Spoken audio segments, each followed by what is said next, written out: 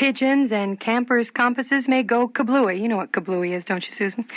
Santa Claus would have to move if it happens. Over 500,000 years ago, the Earth's poles switched as the magnetic field changed, and science correspondent Ira Flato reports it could be happening again. What would happen if the Earth's north magnetic pole and the south magnetic pole switched places, if the north became the south and vice versa?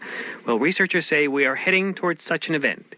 Every million years it's reversed a few times. The last time it happened, says Dr. Michael Fuller, was about 700,000 years ago. As a scientist at the University of California, Santa Barbara, Fuller is a specialist in paleomagnetism. That's the history of the Earth's magnetic field. Paleomagnetists believe we are now in between reversals.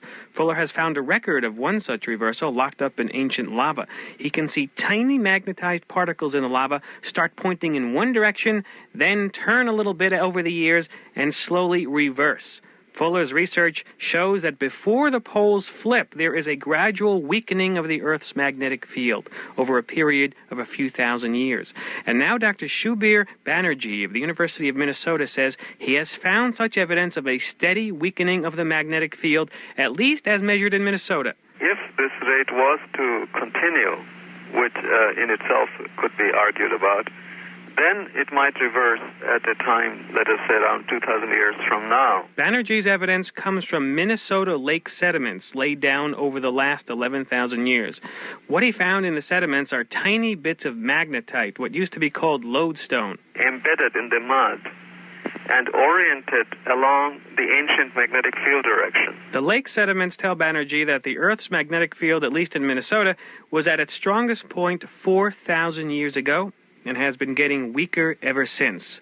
Now, this trend points toward a reversal. But because the Earth's magnetic field is so poorly understood, the trend may be misleading. This would not really tell us that we're not somewhere around about a minimum value that will start increasing again. If the reversal does come in 1,000 years or so, it could happen in an instant, it could take longer, no one knows. That's because no one really knows for sure how the Earth's magnetic field fluctuates.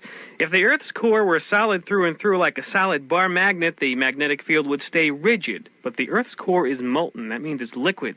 So as the Earth turns, the liquid slips and sloshes around inside, disrupting the magnetic field and making predictions even more complicated than the weather.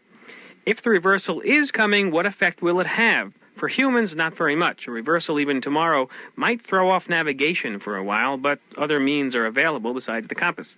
In the past, there are hints that extinctions have occurred during reversals, but species die out so frequently that these could be just coincidences. Some animals like bees and pigeons navigate by magnetic compasses in their heads. These animals may have trouble for a while until they adjust.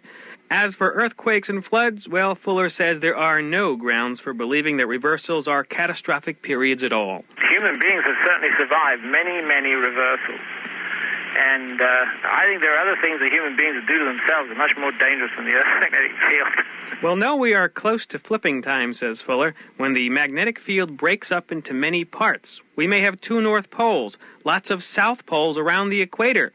The only way to know is to wait 1,000 years. See you then. This is Ira Flato in New York.